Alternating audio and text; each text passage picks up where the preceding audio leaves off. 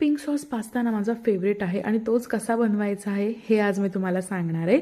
तर इथे थोडंसं कडक पाणी करून ना त्याच्यामध्ये 4 सुक्या मिरच्या मी 20 मिनिटासाठी भिजत ठेवल्या आहेत. त्यानंतर एका पॅनमध्ये थोडंसं तेल टाकून अर्धी वाटी लसूण आणि 2 मोठे टोमॅटो मध्ये चिरून थोडेसे तेलावर परतवून ते शिजवून घ्यायचे आहेत आपल्याला. त्यानंतर एका मिक्सरच्या भांड्यामध्ये ना त्या मिरच्या टाकायच्या आहेत आणि ते लसूण आणि टोमॅटोचं मिश्रण टाकून आपल्याला त्याची पेस्ट तयार करून घ्यायची आहे, म्हणजे आपला रेड सॉस तयार होईल.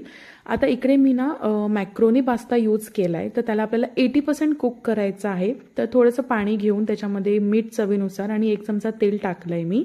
आणि इथे मी 3 वाट्या मॅक्रोनी पास्ता यूज केला आहे. त्यानंतर तो पास्ता टाकायचा आहे.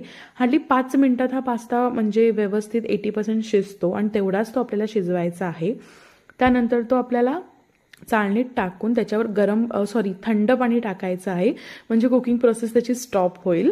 आता इथे आपल्याला व्हाईट सॉस तयार करून घ्यायचा आहे. तर 1 चमचा बटर आणि 1 चमचा तेल टाकलं आहे. त्याच्यामध्ये 2 चमचे मी मैदा टाकला आहे आणि मैदा व्यवस्थित थोडा शिजला ना का त्याच्यामध्ये दूध टाकायचं आहे. दूध टाकताना ना तुम्ही ते कंटिन्युअस ढवळत राहा, नाहीतर लम्स राहतील.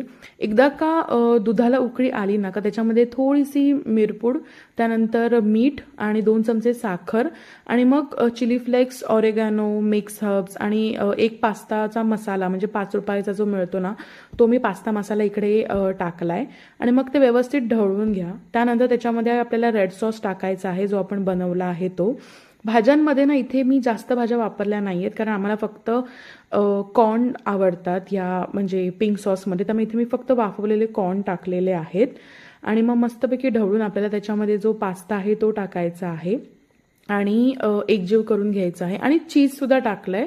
इथे तुम्ही चीज नाही जरी टाकलं ना तरी पास्ता खूप टेस्टी बनतो, म्हणजे चीज जर तुमच्याकडे नसेल तरी चालेल, काही हरकत नाही.